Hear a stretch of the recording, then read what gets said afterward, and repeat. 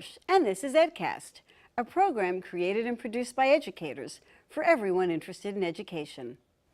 This summer, many high school graduates will be preparing for their entrance to college in the fall. It's a time of expectations and anxiety. For first-generation college students, there are even more challenges. Today, EdCast offers a unique perspective on the transition from high school to college. I'll speak with a former New York City high school teacher who is now a college professor. Later on in the program, I'll speak with some of her former students who are now attending college for their thoughts and advice. We'll examine what to expect in college and what faculty and students need to know to navigate this milestone. Coming up now on EdCast.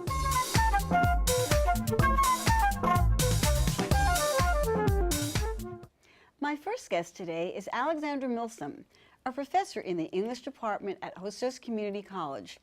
She was also a teacher at the Harry S. Truman High School in Co-op City in the Bronx, where she taught English for a number of years. Thank you so much for joining me today on EdCast, Alex. You have a unique perspective because you were both a high school teacher and now you are a college professor. So tell us a little bit about your teaching experience. Well, right after college, I was inspired by a couple of my own high school friends and college friends to perhaps teach high school. I'd visited a couple high schools, including Lehman High School in the Bronx, and I thought I could do that, so I joined the New York Teaching Fellows Program, and this was 2004. I then taught for 3 years at Harry S. Truman High School, which is all the way northeast Bronx. They call it Uptown here. And then I went back for a PhD in English, and as you know, it's a tough road to get a job in the academy. And so I said, well, I'll just go back to the Bronx. And so I taught for another year at Truman. And then I saw a posting and heard from a friend about Hostos, so I decided I'll apply. I got the job, so I went from teaching Uptown Bronx to the South Bronx at Hostos. And a couple students actually who had been in my classes at Truman were also at Hostos as freshmen the past year. So it was a great transition to make. I literally had some of the same students. How would you describe the demographics of Truman High School? Truman High School is slightly different than Hostos in that there's a larger Caribbean population. There's more Jamaicans and other islands in the Caribbean, but similar to Hostos, there's a lot of Dominican, Puerto Rican students. We have a lot of West African students. A lot of new immigrant communities are coming into the Bronx. So it's incredibly diverse. And, you know, in any given classroom, both there and at Hostos, you'll have upwards of 20 to 30 different nationalities represented. And what did you teach at Truman? You said English, but tell us a little more specifically. So I've taught every grade of high school. My last year at Truman, I taught 10th grade English, 10th grade honors English, and the AP literature class. So I had one section of 12th graders. And I basically had a lot of freedom to design the curriculum. I worked with the other teachers on the 10th grade curriculum, and then with the AP literature class, you know, there's a set number of books to choose from, but we worked through books like The Color Purple. We read some Zora Neale Hurston. We did some Shakespeare, which is my favorite to do. The students in that class staged a production of Hamlet. Oh, great. So complete with beards and wigs, and it was really fun. Now you were able to maintain contact. You said some of your students ended up at college, the college where you were, but you also kept in touch with students. How did you do that? What was your way? Well, it's always contentious with teachers. Do you give your students your cell phone number? Same in college, and always the answer is no. But I went on a senior trip during my last year at Truman. It's like the senior year fun trip to reward the seniors. And because we were on these outings, I gave my cell phone out to a few of these students. And of course, then it spreads around. But the good part of that was that many of them have remained in touch. You know, this generation, they're very into their mobile devices, especially Snapchat, which I don't use until recently. And I realized if sometimes if students don't listen to what you're saying, maybe if you put a filter on it, they'll hear you. Oh, I've been experimenting with this. But a lot of my high school students have remained in touch, just sending me texts. There's a couple group chats, you know, they update me on their classes. Some of them email, some of them share Google Docs with me. Can you revise this before I submit it? And so when I have time, I try to do my best to stay in touch because I know. So thinking back on the students that you know who've gone from high school to college, what is it about their lives and experience that you believe may have had an impact on their adjustment to college? I think the number one obstacle for a lot of my students is that they might be the first person in their family to attend college. So all the things that go unsaid, such as how do I organize a schedule? How do I figure out which professors to take? How do I know what major to be? A lot of my students are in the dark, and they don't necessarily have an older sibling or a parent or close friend who's been in college. And so navigating those waters for the first time as the first person can be really challenging, especially, you know, if they're taking 5 classes, 4 classes, they have all the assignments, most of them work, you know, they have jobs outside of school. So honestly, I know I wouldn't have been able to navigate that when I was 18 without extraordinary amount of help, but I'm always amazed at how much my students have been juggling and still managed to succeed on top of all of that. Now, you mentioned the range of classes that you taught while you were at Truman. Do you feel that high school prepared your students for this transition to college? I think one jarring thing for a lot of students going from high school to college is that professors are very different than high school teachers. And that's because of the training you receive to become a professor. It's very different than the training you receive to become a high school teacher. In order to become a high school teacher, you have to actually, in the state of New York, you have to have an education degree. So that means you're familiar with strategies, you're familiar with differentiation, learning to accommodate the learning styles of different students. Whereas college professors, we go through a PhD program. You don't necessarily even have any teaching experience once you're at the end of that. I was fortunate to be in a program where we did have to teach in order to maintain our fellowships, but a lot of professors then get into the classroom and just replicate what they're used to, which is lecturing. And as we know from generations worth of educational studies, that's literally the least effective way to get students to understand things. So I think you and I probably hear a lot of complaints among professors, like they're not learning the information, they don't seem to understand what I'm saying, they're not doing the work. And having been a former high school teacher, I can see that we as professors have a lot to learn from the strategies in the high school classroom. It's a very interesting comment. I don't think you're the first to point out that college faculty don't often have no background in pedagogy and in teaching.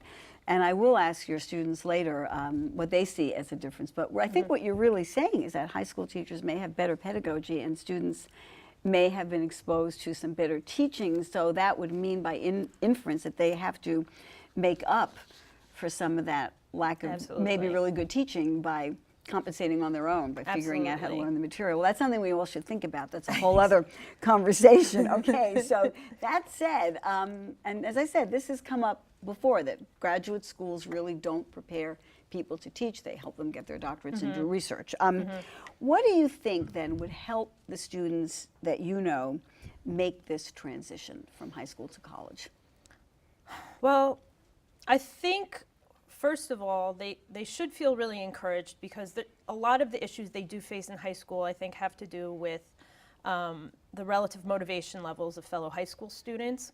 Once you get into college, whether you're at Lehman or Hostos or somewhere outside the city, you're going to be surrounded by other college students, and there's a level of maturity that comes with that. So you're not going to be coping with, you know, apathy of other students. You're not going to be dealing with as much disruption. None. Pretty much. In fact, you might actually find that it's very boring. One of my students this semester lamented. She was like, high school was so much more lit, and I was like, there's the plus and the minus to that. But I also think they would do themselves a big service if in high school and the summer before college they just started reading a lot more. Find books you want to read, find things that interest you. It can even be graphic novels, comic books.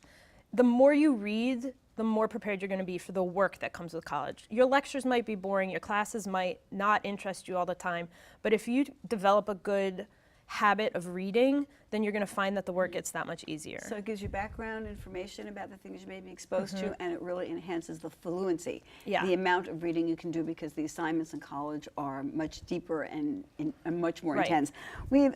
Some of your students are going to be joining me in just a moment, but I want to ask you just then quickly, what do you think our college faculty should know about first-year students? I think as college faculty, we shouldn't shy away from doing things that we might flatter ourselves in thinking are remedial level, such as help your students make calendars, help your students Time management. Time management, absolutely. Teach them explicitly how to make a to-do list, how to chart out all their papers on a calendar. Make it a requirement in your course that they keep a calendar. I experimented with this last semester, and I printed out what I called Milsom's bootleg calendars, because by a certain date, if you didn't have your own, then you were going to get a bootleg one, which I made, and it was stapled wrong. But I forced them, I gave them points every time I did a calendar check. They have all their classes, all their assignments in it. Okay, so make a calendar. Make a And calendar. so time management, anything else? Reading strategies. Reading strategies, help them read and understand they need some strategies. Yeah, and then model for them in class what you expect them to do while they're reading. So I do a lot of reading in class. I read myself, I have students read, I stop. We use those phones for good, not evil. Look up every word you don't know. Wikipedia is a valuable tool. If you don't know what the French Revolution was, look it up. Okay. And I think those are very easy strategies that we often overlook. Well, I want to thank you. We're going to pause here because we're going to talk to some of your students now and see what their take is. So thank you very much, Alex Thank Milsom, you. Professor Hostos, for speaking with me today. Don't go away. We'll be right back with our college students.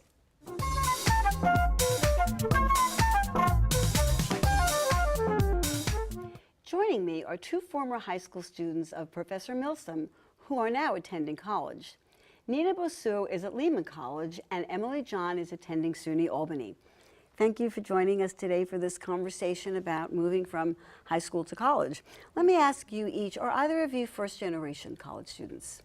I am a first-generation college student. I am as well. So tell me a little about your family support, about your going off to college. Was there support? Originally, because I'm the first of my mother's kids to go away for college, she was like apprehensive. She didn't want me to go away. Because you went away, because you're at SUNY Albany, right? Yeah. So it was a bit of a little argument, like trying to get me to go away. But once I got there, like she really opened up to the idea. It kind of helped her to loosen the reins on me. And now that like I'm back, our relationship is like a little more free. I haven't gone away to college. Great. And what about you? I stayed in the city, CUNY, Lehman, and I initially was thinking about going away, but come to think of it, because I didn't spend much time with my family, specifically my mom, when I was born, so I thought I'll just rather stay in. So initially I was like talked into staying, but then I really thought about it and I was like, I'd rather stay to improve my relationship with her and my brother and stay to help at home as well. So you made this conscious choice to stay here with your family, to get to know them better in some sense. Yeah. And what went into your choice to go to SUNY Albany or to go away? When I was applying for colleges, my school took me on a trip to SUNY Albany, and it was something about the school that just made me want to go away. And when I was living with my mom, like, I'm African, so my mom is like, she's very like, Strict. yeah, she's very strict. So I'm like, I want to go away to, experience life. Because I know if I would have stayed home, it would have been like, you finished class at 2, I want you home at 2:01. So, Well, you wanted the broader experience, you wanted the independence, it Yes. seems to me. Now, you mentioned going on a trip with your class to look at SUNY Albany. I want to ask you, what kind of college guidance came from the high school, besides going on a trip? Initially, it was a bit tough because they weren't so helpful. They had a few tours and some college fairs, but it wasn't as educative and as important as we needed. So I think it was during my year they got a bit better. Now they had more college fairs, and it was mandatory for seniors, which was great because we could see what's going on. So mandatory to attend a college fair, to go there Yeah, and to pick up for information, seniors. and were you able to talk to people, Yes. representatives? Okay. Exactly. And we had traveling to other schools, as she said, and we had college tours, amazing stuff. Yeah. Where But else did that you was visit? Where else did they take you? They had a trip to Plattsburgh, I believe. SUNY Plattsburgh. They visited a lot of schools in the city. Out of, upstate Yeah. schools The weren't SUNY really schools. weren't really an option for trips. I see they took you to the colder climates, but Yeah. so I want to ask you about your majors. Do you know what your interests are, or what your majors are going to be or are in college right now? So I was thinking about being a biology major, but now that I'm actually in college, I'm probably thinking about biochemistry because I want to go to medical school and hopefully become a surgeon one day. And chemistry is a big part of the MCAT. I mean, it's not just chemistry, it's a lot of things. So I was thinking maybe biochemistry might prepare me a bit more for that, and also it'll just make me much more ready for medical school and my future good. career. And how about you? I am a biology major. When you're in high school, you're like, I want to be a biology major, I want to be a doctor. Like, it sounds wonderful. But once you get into college and it's time to start studying and doing the work and stuff, you're like, do I really want to do this? And right now, I'm convincing and motivating myself to try to stay a biology major, but it's not easy. It's hard. Okay. Now, I want to ask you, what do you wish you knew in high school before going to college that you know now? Do you want to take that first? Okay. I wish I knew how to study. Okay, Yes, fair enough. Okay. Because coming from high school, especially my high school, you didn't really have to study to get good grades. It was more of showing up to class and doing the work. So once you get to college, like, your professors, it's not that they don't care about you, but it's like they're getting paid regardless. And like you have to do what you have to do in order to pass. You're not gonna be like, did you do your homework? Did you study? Did you do this? Did you do that? And I also wish I had better time management skills, because I know in high school it's like the paper is due the 20th. If you hand it in the 27th, it's the same thing. And that's not how it goes in college. Absolutely not. And how about you? Yeah, I totally agree with Emily, but to add on with the studying strategies, I also learned that writing was much more helpful, like rewriting the notes given to you, because usually we just copy from the smart board and like keep it and just go over the teacher's notes instead of actually practicing. And so I think more practice time, more taking time to actually understand and organize, and also time management. So it's a big thing for us. Yeah. So you already mentioned some of the ways that college is different from high school. One of the things that you mentioned was the professors really, we can say they don't care, or they just have certain expectations that they just think are there. I think that's how we see it, that we just assume that, the deadline is the deadline, and you have to study. We just assume it. It's not even that we don't care, it's that it's built into our system that that's the way it goes. So what were some things in college that you experienced that you really did not expect, that you were surprised? You can go ahead. With me, so usually most of the teachers in high school they begin telling us and preparing us that in college no one really cares, and and you need to step up your game and do what you have to do. But when I came, I actually realized that some of the teachers did care. Some of them were. I don't know. I just seem to always have the best teachers all the time, and I had teachers who really cared about. Maybe what bring was it going out on. in the professors. Right.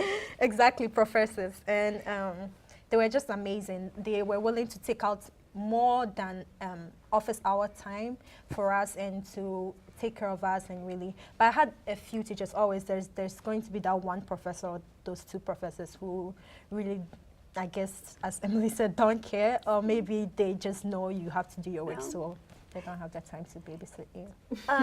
Professor Milsom, or Alex, you did some talking earlier about what she saw, some of the differences between high school teachers and college faculty, and having looked at it from both sides, I think she was able to speak about that. Let me ask you, from your perspective as students, what do you see as some of the differences and similarities maybe between a high school teacher and college professor? High school, okay, in high school, they tell you that like your professor's gonna be mean and strict, and they're Getting a gonna. bad rap in high school, I have to say. I don't know. Okay. Prepared us well enough. But when I got to college, like some, not all, but some of my professors were very understanding. Like they're willing to, help you with your work. And I forgot the question. Well, I wanted just to know, in what way were high school teachers and college teachers different or similar? Okay, they both have like this like going into high school, they have an expectation of you. Going into college, they also have an expectation of how Just they want higher. you to be. Yeah, just a higher expectation. Okay, would you agree? Do Yeah. they teach the same? Do they teach in similar ways? Or Similar, but it was a little bit different. So I guess maybe I did get more mature and I understood more when I got in college. But my high school teachers were, in a way, instilling the same principles that the professors in college do. But yeah, I just became more understanding when I got to college, and I was like, never mind, I totally understand.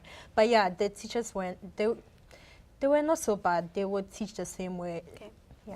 Let's talk about the students. How are college students similar or different from high school students? Very different. Very different, okay. How are they very different? I think some of them were immature, not all of them, but In some high of school? them. In high school, Okay, yes, to specify in high school. And in college, you still have those 1 and 2 students who are still immature, but most of them are very mature. And if you have, like, if you're in a cohort or in a group, they really do push you to study. Like, you have a great group to help you go in. But in high school, they were more like, oh, do you want to go out today? Or like, it was just they Different didn't- peer group, different Right, peer group exactly. pressure. One is more serious. Right. What's your take on that?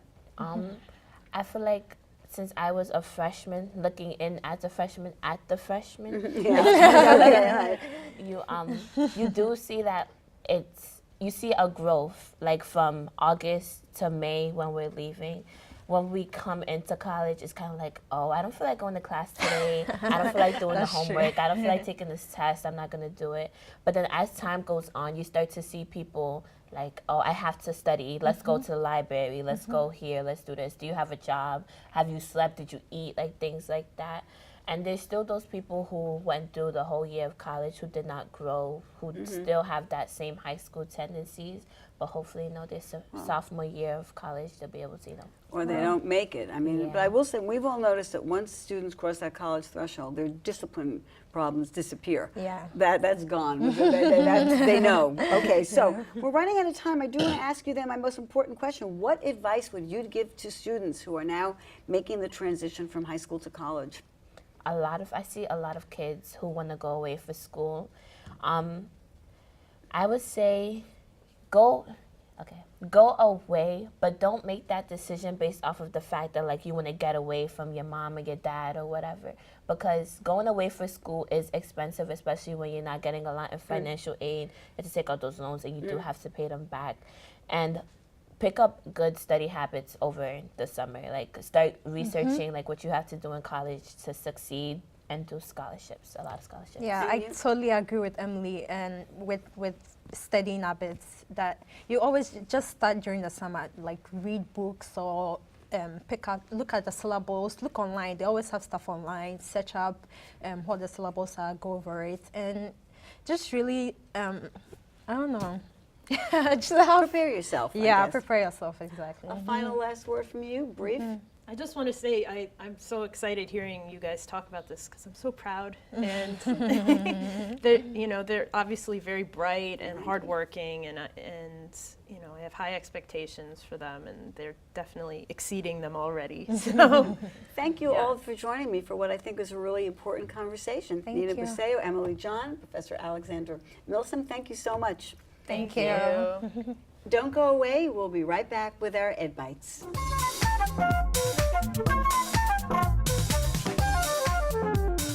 Welcome back to this edition of Ed Bites. Teachers have long contended that their evaluations may be biased, and they have resisted being assessed on evaluations of classroom teaching. Chalkbeat reports on a new study that supports their concerns. Teachers instructing low-achieving Black, Hispanic, and male students tended to receive lower scores on evaluations. A teacher's rating went down for every 25% increase in minority, low-performing students. One explanation given is that classrooms may appear more effective when students are higher achieving, regardless of the teacher's qualities. A recent analysis released by the National Center for Educational Statistics indicates that students are reading less than they used to, especially in elementary school where reading skills are first developed. Even good readers show declining interest in reading. On the other hand, the report reveals that students like math and science more than they did in 2009, and this is true across all grade levels. While students may like math and science, teens are not necessarily interested in pursuing careers in STEM fields. A new annual survey conducted by Junior Achievement and Ernst & Young reveals that boys' interest in STEM fields declined from 36% to 24%, while girls' interest remains steady at a low 11%. Children's participation in social media has raised concerns, but NPR reports on a study citing positive benefits. Social media use for 9 and 10-year-olds was linked to increased physical activity, reduced family conflict, and better sleep compared to time spent with video games or TV. There is sure to be more research on the effects of social media on children's development. That's it for this edition of EdCast. See you next time for more conversations on education. We'd like to hear from you. Please send your thoughts and comments to cunyedcast@gmail.com.